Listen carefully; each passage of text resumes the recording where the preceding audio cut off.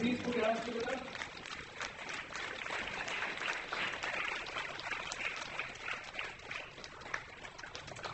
वित्त वर्ष, नए वित्त वर्ष के पहले दिन ही इस कार्यशाला का आयोजन किया और आप लोगों के बीच मुझे शरीक होने का मौका दिया।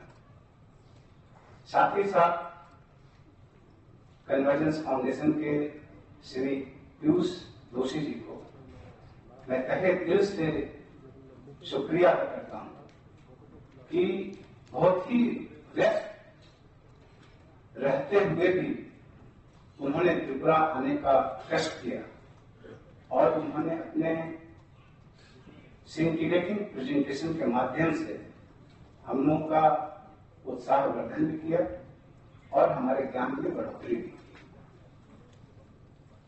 IIM कोलकाता से श्री सुमंत बसु जी आए हुए हैं। उन्होंने भी इम्पैक्ट असेसमेंट स्टडी के बारे में बताया। वे भी काफी व्यस्त चल रहे थे, लेकिन उन्होंने हमारे रिक्वेस्ट को स्वीकार किया और हमारे बीच वो पधारे, उसके लिए भी उनका मैं धन्यवाद करता हूं। अभी 29 तारीख को जब हमें से बहुत से लोग मन की बात सुन रहे थे तो अचानक त्रिपुरा का जिक्र आया और जब त्रिपुरा का जिक्र कहीं भी आता है तो स्वाभाविक है कि हम लोग काफी उत्साहित हो जाते हैं। और जब पहली बार जिक्र आया तब एक इनोवेटिव प्रोजेक्ट के बारे में आया कि हम लोग बहुत ही ऊंचे जम्पुई पहाड़ पर एक इनोवेटिव वाटर सोर्स के माध्यम से सभी लोगों को पीने के पानी की सुविधा मुहैया करा रहे हैं। हम इस बात से ही खुश थे कि त्रिपुरा की धरती के बहुत सारे चित्र टीवी पर परिलक्षित हो रहे थे। अभी हम उससे उबर भी नहीं पाए थे कि 4-5 मिनट के बाद ही दूसरी बार चर्चा हुई और दूसरी बार भी एक इनोवेटिव प्रैक्टिस की चर्चा हुई। वो यह था कि दूर दराज इलाकों में हम लोग कैसे पावर सप्लाई कर रहे हैं, कैसे कर रहे हैं, माइक्रो ग्रिड के माध्यम से कर रहे हैं। हम लोग जितने भी त्रिपुरा के लोग थे, हम लोगों का सीना खुशी से फूल गया। और यही नहीं, जब हमने ऑनरेबल प्राइम मिनिस्टर साहब के मन की बात का शुरू से लेकर के अंत तक अध्ययन किया बात में, तो पता चला कि यदि सभी एपिसोड्स को मिला दिया जाए और किसी एक स्टेट की सबसे ज्यादा चर्चा हुई है तो त्रिपुरा की चर्चा हुई। और ये अपने आप में मेरे लिए चमत्कारी चीज थी। वो इसलिए क्योंकि जब मन की बात का 100वां एपिसोड अप्रैल 2023 में खत्म हुआ, तब IIM रोहतक ने एक स्टडी किया और उसका काफी पूरे विश्व में इसकी चर्चा हुई कि मन की बात को रेगुलरली 30 करोड़ लोग सुनते हैं। और यदि ऐसा कहा जाए कम से कम एक एपिसोड को किसने देखा है तो वह संख्या 100 करोड़ तक पहुंच जाती है। तब हमें लगा कि हम यहां जो भी लोग बैठे हुए हैं कितने भाग्यवान हैं कि हम जो करते हैं उसकी चर्चा प्रधानमंत्री जी अपने मन की बात में करते हैं और कम से कम 30 करोड़ लोग उसको सुनते हैं। और यह कम से कम 30 करोड़ से ज्यादा संख्या होगी क्योंकि उस सर्वे के अनुसार सुनने वालों की संख्या 100 करोड़ तक पहुंचती है। इसी तरीके से अभी खुशी खत्म नहीं हुई थी कि 30 तारीख को director fire services Megha Jain ने बोला कि सर हम लोगों को फायर सर्विसेज डिपार्टमेंट को नेशनल लेवल पे एक अवार्ड मिला है। मैंने कहा कि अरे भाई कम से कम जो अभी 2 खुशी हुई उसको तो सामान्य दो। और अभी वो खत्म नहीं हुआ था कि अभिषेक सिंह साहब ने एक चिट्ठी व्हाट्सएप पे भेजा, जो हमारे सेक्रेटरी पंचायत हैं, कि त्रिपुरा को पूरे राष्ट्रव्यापी समीक्षा में 3 पुरस्कार दिए गए हैं। कौन से पुरस्कार? तो सिपाही जिला जो हमारा डिस्ट्रिक्ट है, उस डिस्ट्रिक्ट को टेस्ट जिला पंचायत का अवार्ड मिला पूरे देश में। उसी तरीके से वेस्ट त्रिपुरा जिला में हेजामारा ब्लॉक में एक पंचायत है, उसको मोस्ट विमेन फ्रेंडली पंचायत का अवार्ड मिला। उसी तरीके से उन्नकोटी को दिया जाए तो वहां भी बेस्ट हेल्दी पंचायत का अवार्ड पूरे देश में मिला।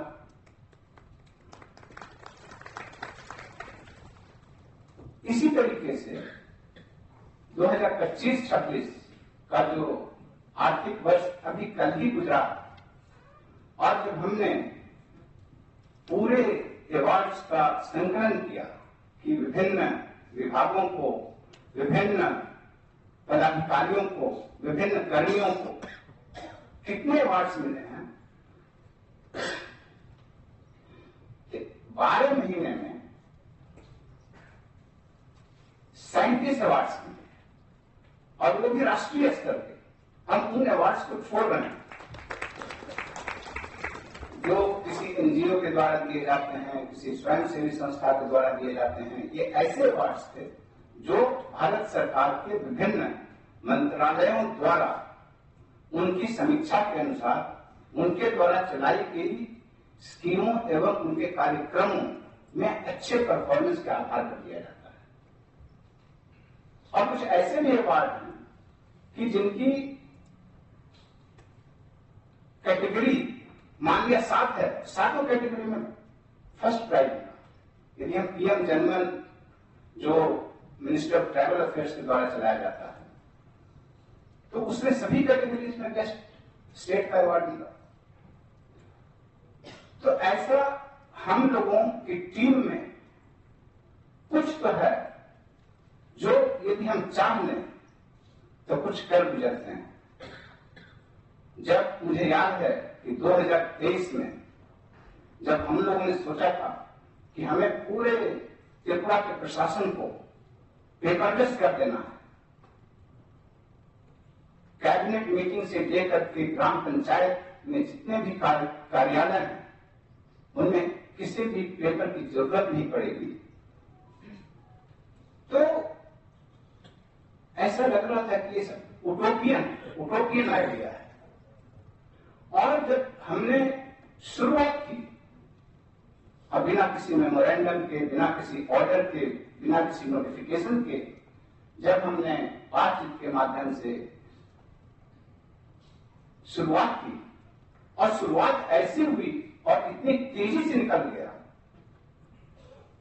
कि जो हमने टारगेट 1 साल का रखा था वो 8 महीने में पूरा हो गया। और जब हमने कैबिनेट सेक्रेटरी साहब के सामने हमने प्रेजेंटेशन दिया कि हमारी कैबिनेट मीटिंग्स पेपरलेस होती है, तो उन्होंने मजाक में कहा कि अरे भाई हमारी नौकरी लेने पर क्यों तुले हुए हो, हमने नहीं शुरू किया, तुमने शुरू कर दिया और चल रहा है। तो ये अपने आप में हमारी जो दृढ़ इच्छा शक्ति है उसका प्रतीक है। इसी तरीके से अभी हमारे मित्र किरण गीते साहब बोल रहे थे कि हमने फेज 1 का जो डीरेगुलेशन एंड कंप्लायंस गाइडलाइन के जितने भी प्रायोरिटीज एरिया थे, हमने सभी की पूरे राष्ट्र में सबसे पहले कर दिया। फेज 2 में भी हम लोग पूरी कोशिश कर रहे हैं, जी जान से लगे हुए हैं कि सबसे पहले हो जाए। उनके प्रेजेंटेशन में एक फोटो दिखाया गया था जिसमें डीरेगुलेशन फेज 1 की जो पहली मीटिंग हुई थी, अंशुली आर्या मैडम ने दी थी, टास्क फोर्स चेयरपर्सन, वो 27 मार्च को उन्होंने दिया था। और जो हमारा डीरेगुलेशन फेज 1 कंप्लीट माना गया या हुआ, वो जुलाई के लास्ट में हुआ। तो मोटा मोटी 126 दिन, 127 दिन, 130 दिन लग सकते हैं। और जब फेज 2 डीरेगुलेशन की चर्चा हुई और 15 जनवरी 2026 को पहली बैठक हमारे कैबिनेट सेक्रेटरी महोदय ने दी और 16 जनवरी को हमारे पास वो डॉकेट दिया गया और 30 जनवरी को हम लोगों को वो फैसिलिटी दी गई कि ऑनलाइन आप अपना प्रस्तुत कर सकते हैं, ऑनलाइन अपलोड कर सकते हैं जो भी आपने प्लान बनाया है। 30 जनवरी और कल का दिन था 31 मार्च। हमने अपनी तरफ से जितने भी 28 प्रायोरिटी एरियाज थे, हमने सारे काम कर दिए। इसका मतलब क्या हुआ कि हम डीरेगुलेशन कंप्लायंस बाइडेन फेज 1 में हमने करीब 130 दिन किया और compliance deregulation and reduction of compliance Biden phase 2 में हमने कितना टाइम दिया? 31 जनवरी से लेकर के 31 मार्च, पूरी 60 दिन। तो ये हम लोगों के लिए बहुत ही गर्व की बात है कि जिस जोशी साहब का जो प्रेजेंटेशन था, कितना सिंटिलेटिंग था, कितना उत्साहवर्धक था। और यदि स्पीड की बात उन्होंने बोली एक बात कि पहले लेयर स्लो है, उसके बाद अचानक स्पीड बढ़ जाएगा। यही हमारे साथ हुआ है कि हम शुरू में भले स्लो थे, लेकिन अब फेज 2 में हम और तेजी गति पकड़ रहे हैं।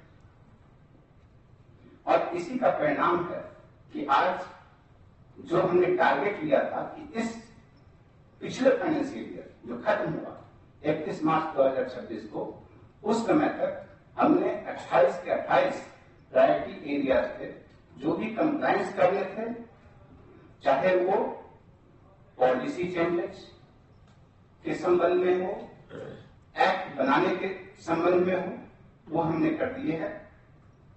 और कुछ प्रायोरिटी एरिया प्रोसेस रिफॉर्म से संबंधित है, उन्होंने भी हमने कर दिया है। और उन्होंने जो सबसे बड़ी बात बोली है वो कल्चर डेवलप करना,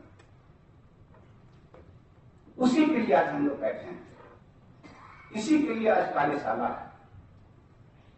हम लोग जब सेक्रेटेरिएट में बैठते हैं तो हम लोग सोचते हैं कि भाई हमने तो कर दिया, जैसा कि उन्होंने बहुत ही अच्छे से डिस्क्राइब किया जोशी साहब ने कि वेरी इजी, हमने टेबल टॉप एक्सरसाइज कर दिया, प्रोसेस रिफॉर्म्स भी बहुत जगह कर दिया। अब जो कल्चर डेवलप करने की बात है तो कैसे होगी? ये तभी हो सकता है कि नीचे से ऊपर तक टीम के जितने भी हमारे सदस्य हैं, वो चाहे दूर दराज सिलाचली एरिया में बैठा हुआ हमारा रेवेन्यू इंस्पेक्टर हो, हमारा डिप्टी कलेक्टर हो, हमारे फैक्ट्रीज के इंस्पेक्टर बंधुगण हो, या सेक्रेटेरिएट में बैठे हुए मुख्य सचिव हो, या हमारे ऑनरेबल मिनिस्टर्स हो, ऑनरेबल सीएम्स हो, सभी ये लोग समझें कि नहीं, ये हमारे लिए जरूरी है और यही हमारी संस्कृति है, यही हमारी कर्म संस्कृति है, जिस कल्चर की बात उन्होंने बोली। और तभी हम एक विकसित समाज बनने की जो हमारी परिकल्पना है उसको पूरा कर सकते हैं। और उन्होंने अपने प्रेजेंटेशन के माध्यम से, एक स्लाइड के माध्यम से उन्होंने बहुत ही अच्छे तरीके से रखा कि यदि हम लोग कितने परसेंटेज ग्रोथ पे जाएंगे तो हम किस कंट्री के बराबर पहुंचे। लेकिन जो वर्ल्ड बैंक का एस्टिमेट है या उनकी जो परिभाषा है, उनका जो मापदंड है, उसके अनुसार जाए तो हम लोगों को $50,000 पर कैपिटा करना है। और उसको करने के लिए त्रिपुरा जैसे राज्य को तो 10% किया, 12%, 15%, 16% भी कम होगा।